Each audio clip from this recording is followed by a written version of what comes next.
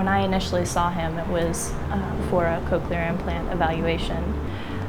He has lost his hearing throughout his lifetime. It's been a progressive loss. He did have a cochlear implant evaluation probably 2004, 2005, but he wasn't deemed a candidate at that time.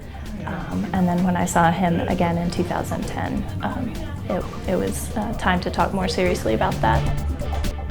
We might even do some testing too. I see a lot of patients from birth to over 100, and I test hearing, I map cochlear implants, I fit hearing aids. In a nutshell, helping people hear better. My hearing started to deteriorate about 35 years ago. Well, unknowingly, when that happens, you start changing your lifestyle and don't even know it. And one day you wake up and say, you know, I'm not doing anything that I used to do 10 years ago. Well, I didn't even realize that. Well, why is that? It's because I can't hear. I'm uncomfortable because I can't hear. I'm embarrassed because I can't hear. But I can't do the things that I really would like to do, like spend a lot of time with my family and in groups and going out to dinner and being involved in community things. You can't do that. And I think that's the thing that finally got me over here to the Elks, where the audiologist suggested a cochlear implant, since I progressed past anything hearing aids could do for me at the time.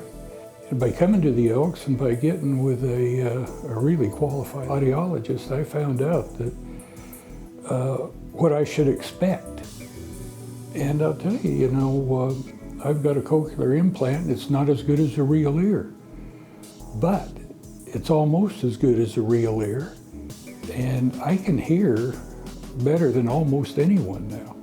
But it's just amazing that you can go from almost zero hearing to 80% with just that device.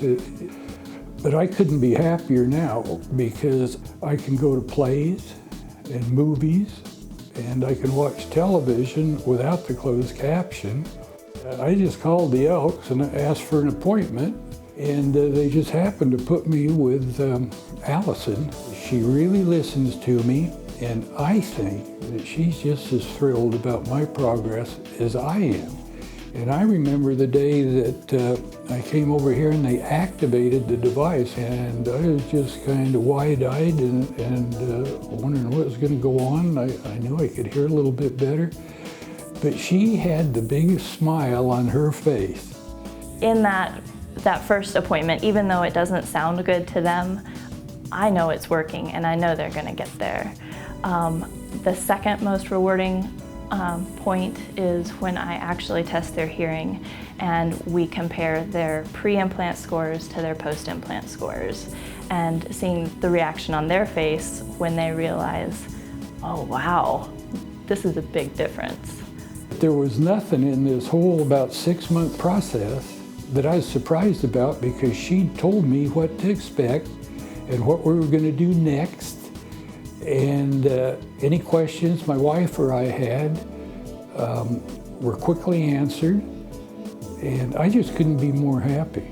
If you got a major hearing problem, you got to see an audiologist.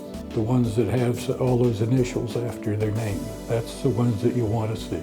Once you try it and see how good it is, you're wondering, why did I wait this long? So it's a medical miracle.